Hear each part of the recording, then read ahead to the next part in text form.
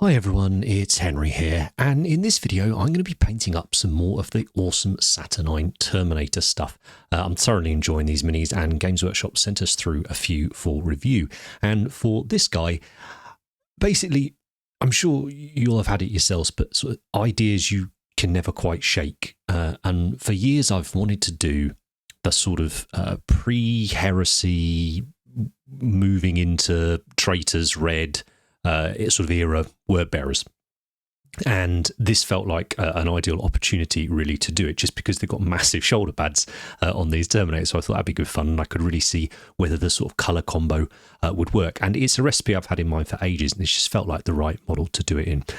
It was meant to be a super simple video, get it out before I went away. That completely failed when I started kitbashing and was really enjoying myself. So it's ended up being another long one, and I hope you enjoy.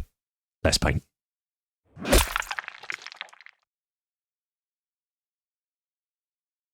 So first up, there was a bit of kit bashing to do.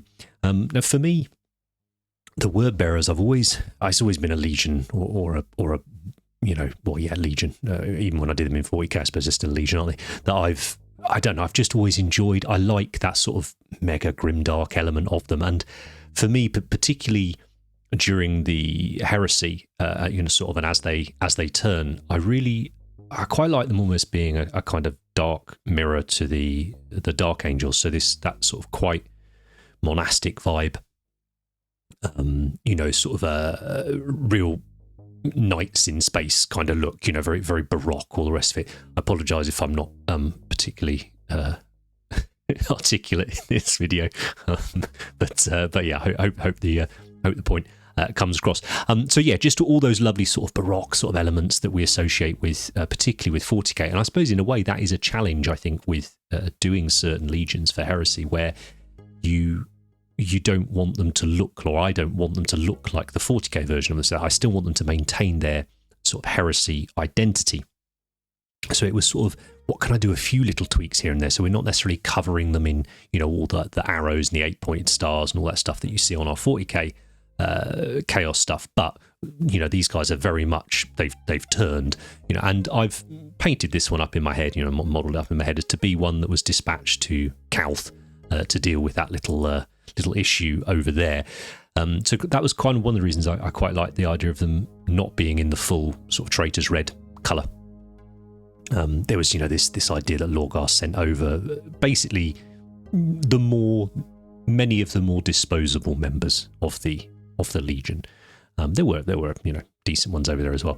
And there's this, I don't know if you heard about the Galval back, which is their possessed unit, that's sort of the first possessed Marines. That led on to a formation called the Vakrajar, which were sort of not quite as good possessed Marines. These were kind of what we'd think of as possessed Marines in 40k nowadays. Not quite a truly symbiotic relationship. And there was a lovely little sort of throwaway line in in one of the Warcom articles recently about this, sort of like, what maybe we'll see stuff to do with Saturnine in the future. And one of them was like, and who knows what the Wordbearers will do, probably stick a demon in it or whatever. And I was like, oh yeah, that could be quite cool, couldn't it? So I just wanted to suggest there was a little bit of gribbly weirdness going on. And I went through my not insubstantial Chaos bits box, and in the end found out that the 40k World Eaters 8-bound kit is a very similar size, actually, sort of with regards to sort of weapons and arms and things like that. And one of the claws on that fit absolutely perfect. There's also, I've not looked at the rule books or anything yet for Heresy 3rd edition, but I did notice in one of the articles that they talked about there being a Saturnine command squad. I thought this could be quite a fun idea, sort of proof of concept idea. Sort of like, okay, well, how would I do a banner bearer for the Wordbearers? And there's in No Fear, which is one of the Black Library books to do with the betrayal at Calth, there's just sort of wonderful imagery in there of the Wordbearers and the Titans and the cultists and everything, just sort of marching forwards with various sort of members of Ultramar sort of strung up on them as trophies and stuff. And I thought, that could look pretty cool on this guy. But I wonder if I've got a Marine, dead Marine anywhere. And then realised that in that kill team, Night Lord kill team from 40k. There's that, I don't know what it's called. It's like a ventriloquist dummy or something, but I thought, that might work pretty well, and turns out, it did. So a little bit of chopping, a little bit this, that, and the other. I kind of say proof of concept because I loved doing that Iron Hands model the other week, and I'm really happy you guys seem to enjoy it. Thank you very much for the feedback. I'm really glad you enjoyed it. I was really, really proud of that. But I sort of said at the time, that's probably, or could well be, the last Iron Hands I ever paint. This will almost certainly not be the last Wordbearer I ever paint. So I wanted to just try a few different things out. My hobby group have been talking for years about doing that sort of all-encompassing campaign project where you do, Legions Imperialis at epic scale stuff, maybe Battlefleet Gothic, then you play some Zone Mortalis, and then you do the bigger heresy games, all based around the Betrayal at Calth and the Shadow Crusade. So I don't know, maybe it will be nothing more than something we chat about over a cup of tea, but it would be nice to have a little bank of recipes and ideas to go to if it does come out. So that's kind of where this guy was born from. And I've just, this and the Iron Hands guy, it's just been really, really cool doing slightly more involved sort of kit bashes and thematic stuff, and I've loved it. And I think it's probably the way we'll go with the channel now. It'll be much more personal stuff that I'll still try and keep the painting fairly simple on and easy to replicate. So we sort of maintain that army painting style here, and we keep Patreon mainly for the sort of showcase stuff and display level stuff and theory and all of that. And look, I only stabbed myself once making the rivets. I just wanted to put a couple of extra rivets on his chest because I did obviously, as you've seen as I've been chatting, cleaned the eagle off the chest, and it just looked a little bit too bare. I would like to have spent a little bit more time on this guy, a little bit more finesse on both the kit bashing and the paint, but we're only talking probably about 10%.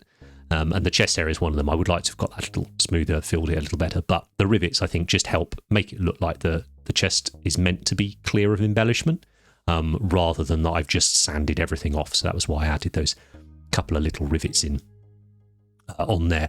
But yeah, you can see it, a simple kit bash. It's hopefully give you some ideas of what you'll be able to do with the kit. I am a 11 out of 10 huge fan of the Saturnine stuff. I plan to hobby and paint loads of it over the years, I hope. When I fancy getting a colour scheme in mind, I reckon I'll try and use Saturnines wherever I can, really, because it's just nice having that bigger canvas as well. But there's something, I don't know, there's just something about them that really, really appeals to me with where I'm at with my my sort of head hobby at the moment. But yeah, nice and simple. And now I guess it's time to get on and paint him. So first up, as with so often the case with Marines, and it is going to be a little Marine heavy on here for a few weeks, guys, so apologies for that if you're not a fan. Hopefully you still enjoy some of the recipes and the stuff we talk about. Like, I know you guys like Dandy's Iron Warriors one he did last week as well, and that looks fab, as does the accompanying sort of matte scheme over on Patreon as well. With regards to sub-assemblies, nothing too extreme. I took the trophy off because it's a bit easier. I took his shoulder pads off because they're going to be a different colour, and I took the helmet out just because it's easier to get into. So starting off, I've given the whole model a brown base coat. So I've primed it black. I think I used Chaos Black here. I either use Chaos Black or Colourforge Matte Black, whichever can is that I grab when I grow in the box of rattle cans. I prefer rattle can primer to airbrush primer. I just find it easier and simpler and quicker, so that's what I do. But I wanted to start off with a nice sort of red-brown colour on the base, because I'm not going to really do much sort of pre-shading and stuff for this, because I didn't want the colours to be sort of over the top with their sort of vibrancy. And I get teased sometimes for being a bit boring with my my painting, and what's more boring than brown and grey? But you know what, this is right up my street, this kind of stuff. So started off with the Rhinox hide, so we want to leave that in the shadows, and that's also going to work as the shadows on our red as well. And then I'm just going to use two greys here, Games Workshop greys, Eshin Grey and Dawnstone, and I'm essentially just going to build them up and mix in more of the Dawnstone with each highlight. I think if I was doing this for an army project, I would probably do 3 mixes, so sort of Eshin on its own, a mix, and then Dawnstone on its own. And what I would do is make up that middle mixed pot, mix it up and decant it into a bigger bottle, so I can just use that each time when I'm doing it. And I've used the Eshin because I like that little bit of sort of blue it seems to have in it. as well. So just whilst it's boring, still trying to keep a little bit of colour in there and not go sort of too neutral with it all. With regards to where I'm placing the highlights, again, I'm keeping it fairly simple. They're very large areas on this on a Saturnine model, so it does an awful lot of work for you. Essentially, I'm spraying initially at sort of about 45 degrees or so, and then I'm going to spray from a slightly higher angle, as if the light is coming from above and slightly to the side. And I've chosen to have the light coming from the side where his face is looking, just so I can make the lighting on his face look a little bit more dramatic. I painted this back when we were having another heat wave. It was having a few issues, but I am spraying at about 20 to 25 psi. I'm using a 0.4mm needle and nozzle, and I'm using our Harder and Steenbeck Evolution, I think, in this video. We've got our next gen of Harder and Steenbeck brushes out very, very soon, so an Ultra, an Evo, and an Infinity, so keep an eye on social media and stuff, and we'll announce when they're in the shops to buy. But yeah, so I just had a few issues. I thinned the paint a touch more than I would normally be thinning it in the end, just to help with the heat and everything. Then it was time for the red, so kept the grey nice and simple. That simplicity is the key really with all of this. I love using paints that have the name of what I'm painting on them for starters, but also I just thought this was a really, really good red to use for Wordbearers. I think they've absolutely smashed it. So here I am applying it to, as you can see where I'm putting my brush there, the majority of the area, and leaving the sort of bottom edge, as it were, or bottom bit of the shoulder pad as it falls down onto that sort of purely vertical facing, leaving that the brown. And I've applied, I think, 3 or 4 coats of the red here. Again, thinned, I don't know, 2 drops of thinner, 3 drops of thinner to paint, something like that. I'm using Vallejo airbrush thinner in this video. It's because that's what I've got at the minute. That's what I use with all my water-based acrylics, that or life colour. And then for the highlight, I've gone for Wazzdakka Red. And I like this because it's quite a desaturated red, so it's sort of got that sort of grey in it. And also value-wise, it's not a huge step up, so it's not tons lighter than the Wordbearers Red. So it should give me a relatively subtle highlight, and also just really change the tone of the red on there. So hopefully you can see the difference that's making straight away just on the right pad there. Guys, these models are so good to paint. They're so good for trying stuff out on. I've love them. Love them. I'm going to be back on Discord next week, so jump on if you want to hear about the upcoming sort of marine projects. I've got planned sort of with the Discord and the Heresy Discord sort of on our channel. The Heresy channel's going off at the minute. They're absolutely loving it. Everyone's getting really stuck into their stuff now. Everybody's got their boxes. It's looking fantastic. So next up, it's free to join as well. The Discord, just links down in the description. Just pop along and say hello. Given the whole model, and I mean the whole model here, a good few coats of polyurethane gloss varnish, so a nice durable gloss varnish, and it's mega, mega shiny. And that was because I wanted to cover him in decals. Wasn't quite sure where, but I just wanted to get loads and loads of script onto this model. So I've ended up using, I believe everything I've used is off the Forge World Wordbearers sheet. But there may have been a couple of bits off the old Betrayal at Calth boxes. It had a few little Wordbearers ones on there as well. I just wanted to say huge thank you to those of you that support us over on Patreon. Without your support, Cult wouldn't exist. You wouldn't be able to support myself and Andy and Ben producing content and doing all the other things we're doing with Cult. Without you, so we're ever so grateful to that. In addition to supporting the videos here on YouTube, you will get multiple videos a month. I say often focusing on display level stuff, usually by Andy, but there'll also be some sort of personal army painting stuff of Andy's on there as well, and I'll jump on there occasionally, often to do the slightly more niche topics or models when I can. But yeah, huge thanks to you guys. And if for any reason you can't support us on Patreon, then hit the like button here, hit subscribe, share the video, make a comment, all those things that just help our visibility on YouTube when you're not really a shouty channel. So yeah, it's just awesome. Yeah, really appreciate you guys letting us do what we do. So for the decals, I'll pop a link up in the top about simple, how I apply the decals to my miniatures. But I just use Microsol and Microset as per the instructions, trim them up, and you're good to go. Next up, I wanted to finish off the armour where, because I put so much of this text over, I already had quite a nice sort of transition between light to dark on the armour panels. And I felt if I just put white text across all of that, you would lose a lot of that transition. So why would the text be one level of uniform sort of brightness, whereas the armor panel gets darker as it moves into shadow? So I put it on first before then applying my final shadow onto the armor, and for that I've used a mix here of purple and brown. If I had whatever the normal purple wash is called, I can't remember what that's called, Drucci Violet, I'd probably have just used Drucci Violet on its own. I don't have that, so I've just mixed up one using Rattling Grime and Shyish Purple. Again, in the airbrush with a few drops of thinner, just to get it to go through nicely. And I've just sprayed that into the areas of sort of darkest shadow.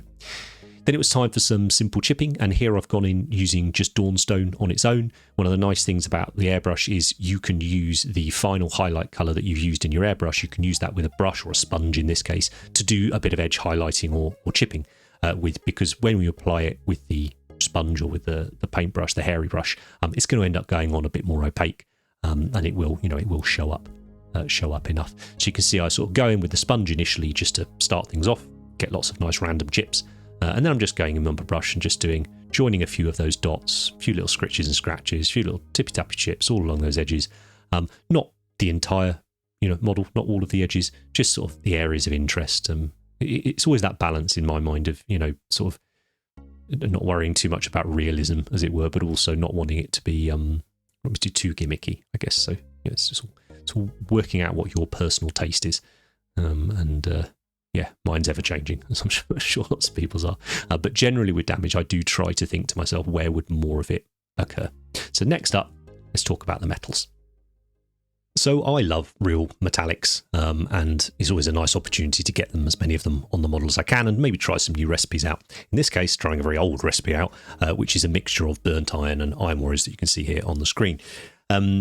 The reason I've mixed, they're very, very similar colours, and I just like the properties of both of them, and I find that when you mix them together, I get the perfect mixture of fluidity and coverage and shine that I like. You'll have noticed maybe over the last few months I've been trying out a few different products, paints, to see if I could get a similar result, but in the end this has just ended up being my go-to, and I think that's fine. And I like a little bit of the silver trim. There was an element of me thinking, red shoulder pads, quite a dark grey, silver on the trim, is it going to end up looking a bit Dark Angelsy? And then I thought, well, actually that's not a bad thing in a way, because, as I say, that's how I kind of picture them, as being that sort of darker take on them. Then I've used this little sort of magic wash I've been using again recently, just to tarnish and dirty up and get some colour into that metal. I will do a little video, I think, on that specifically, and a few other variants that I've started using sort of in the regular rotation. And then, speaking of old favourites, I've purposely not used Decayed Metal hardly at all, if not at all, for a few months now, just to make sure I wasn't falling into a trap of being too blinkered with what was out there. But I love it, and I wanted to use it again, and I felt like the weird gun on this model was a perfect opportunity to get a big blob of some different colour on there. So you can see here we've just done a couple of coats of the Decayed Metal, and then I'm doing a little mix up here, a sort of very dark green wash. It's kind of, oxidization, tarnishing, whatever, not really worried about it, just making it look interesting.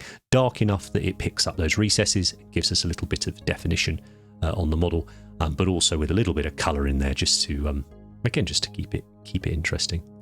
As I said, I think I'd like to have gone about 10% further on certain parts of the model, and this gun's one of them. But do you know what? Like, for the job itself, I think it looks fab, and for the time this model's taken, I'm really, really happy.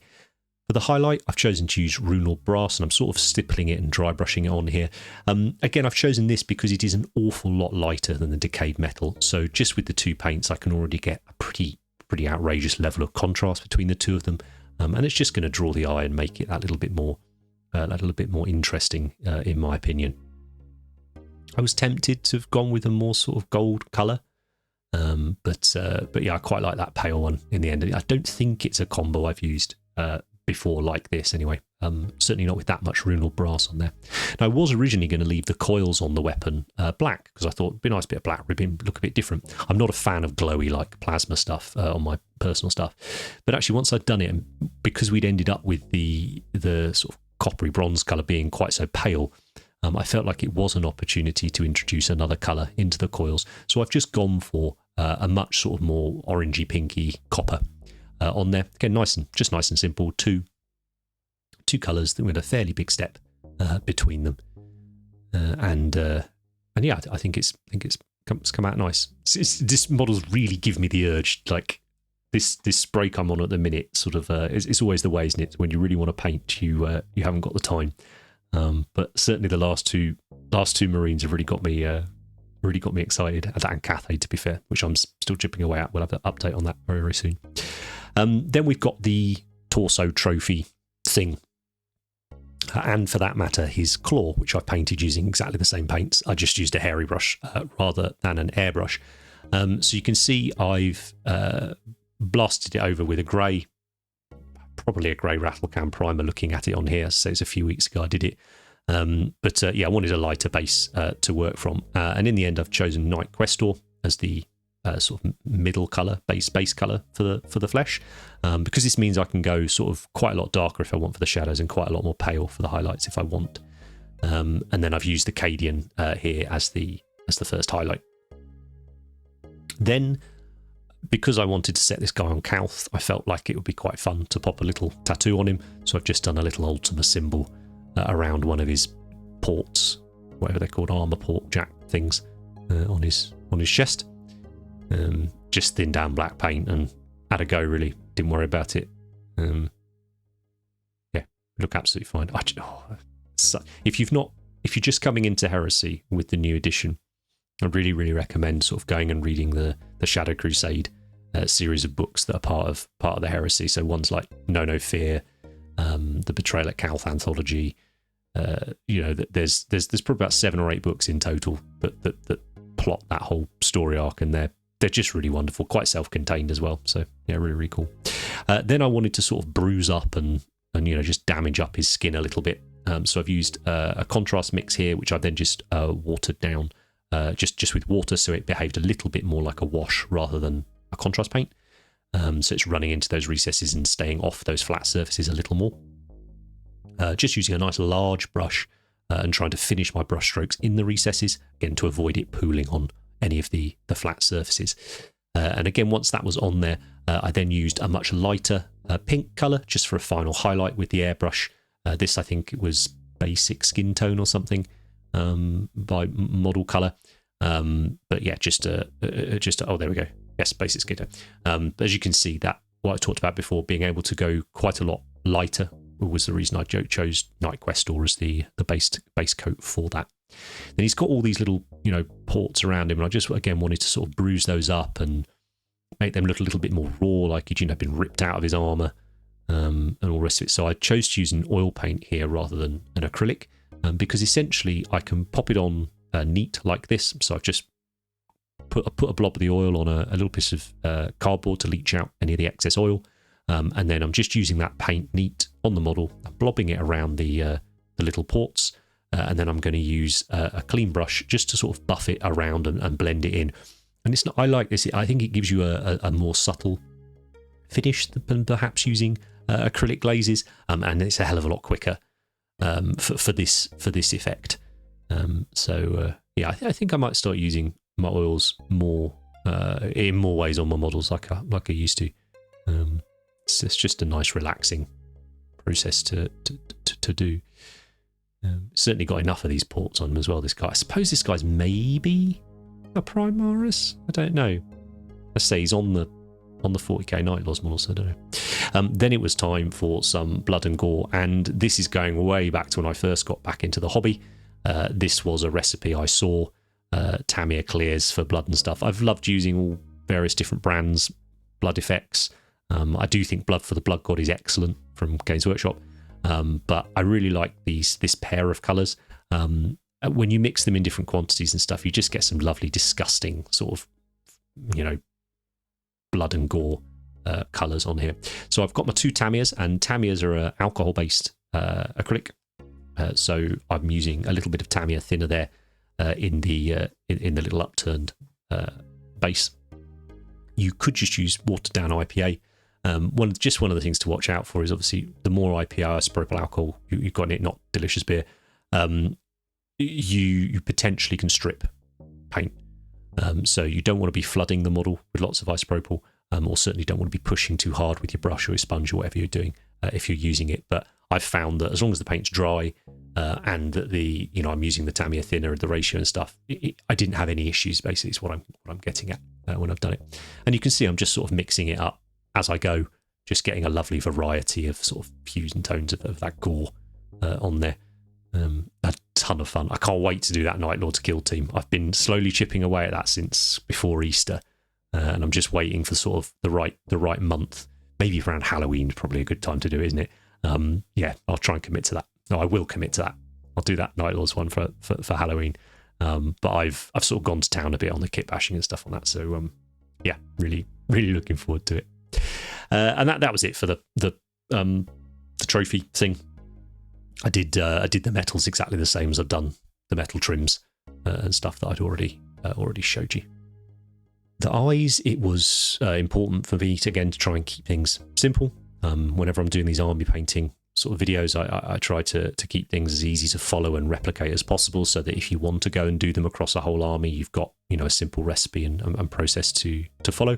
And I ended up doing a very, very similar process to what I did on the Iron Hand spray tool the other week, just because I really liked how it came out, and I think green works very well as an eye lens for these guys. Now, yes, maybe they should have red eye lenses because they're baddies, but green does look really nice next to them, so that's what I've gone for. So initially there you saw me just washing in very thin down normal white acrylic paint. It wasn't ink, wasn't oils, nothing like that, just normal white acrylic paint. And then focusing on getting a little bit more of it in the recess around the eye, and then a little bit less dilute blob of it in the middle of the lens, sort of where the glowiest point is. Then we do a green contrast paint all over. Then when that's dry, I mix a little white into an even more vibrant green, a fluorescent green. It's basically fluoro green ink, the Tesseract Glow. But by mixing it in with my normal white paint, we add to the thickness of it, so we're able to use it just like a normal, quote-unquote normal sort of base paint. And then I can just go and enhance that little lighter white blob that we put in the center of the lens, and it just gives us a very quick, very effective glowy lens look for minimal effort. You need a steady hand, but other than that, you don't even need that steady of a hand. Just try and relax into it and get a brush with a point on it. Trust me, my hands are not steady at the moment. So yeah, I thought that eye lens, that's another reason maybe that eye lens process was simplified slightly. Now, I just wanted to go in and just do a few little tweaks here and there, just add a little bit more life to him. So I've gone in with Rhinox hide here, and some of the areas that I'd already done that lighter Dawnstone chipping, I'm just going to do a little bit of the Rhinox hide with to represent that sort of further level of corrosion. But again, I like using the paints I've already used on the model as well. So again, trying to keep it efficient for replicating across a big scheme. So you haven't got too many paints on the desk and crowding that paint area and working area, all of that. But yeah, it's one of my favourite things to do with painting. So it's just sort of sit and relax. And then it was time for an oil wash. So I'm using sepia oil here. It's called Sepia by Abteilung 502. I think they've still called it sepia, whatever their new range is. But essentially what it is a very dark brown, sort of a black and a brown. So if you've got burnt umber and black, just mix them together. If you've got raw umber and black, just mix them together. It's absolutely, you can see it's just a dark brown, which is exactly what I wanted for this dirt and grime. Now I'm mixing it here with just normal white spirits that I've got from the DIY shop. If I was doing it across an army project, I would use an artist grade odorless white spirit, something like Sansador by Winsor & Newton. But for the videos, I tend to just use normal white spirit. The main difference between the two, as I say, is the odor. And the white spirit from a DIY shop will evaporate quicker, which allows me to film quicker. It doesn't really affect the drying time of the oil itself, but it evaporates off, and because we use such a little amount of oil, that's able to cure relatively quickly anyway. And then it was just a case of working my way around. I'm using a synthetic brush here, but as long as your brush has got a point on it, that's what you want. But don't be using your nice new natural hair brushes that you use for doing eye lenses and stuff, because of that solvent, that white spirit in there, it will eventually ruin that natural hair brush, and they're not cheap. So if you can find some decent synthetic brushes that have a all right point on them, they're good to go with. I tend to have my brushes that I paint with nicely, as it were. Once they start to go a bit near, I'd move them into the metallics pot, and then once they're not quite good enough for my metallics anymore, I move them into my oil painting pot. That tends to be the life cycle of them. But you know, applying it like this, I don't really need a particularly fine point, which is why I was using this one. And I haven't done any additional varnishing. Obviously, it got a coat of satin varnish after I put the decals on, like I do in the separate video. But because all the acrylic paint on here is dry, the white spirits and the oil paint is not going to react with it. It's not going to strip the paint off. It's not going to do anything like that. So we don't need to do any sort of additional varnishing. And here I'm going in with a rust colour. Now this is called Dark Rust by Abteilung 502, but again, something like a burnt sienna, and you know, sort of orangey colour for rust. And I'm just doing a few little blobs of that neat here and there, and then just pulling it down with a clean brush, just to create a few little streaks. And I do find, you know, a few here and there make a big impact. And for me, they don't need to be too in your face, because I think I don't want to draw attention with them. I want it to add to the overall feel, and I wanted him to be a little bit disgusting. You know, this is a proper maniac, and you know, they've got a demon inside them, right? I think they probably aren't as caring about what fluids and things they're getting covered in.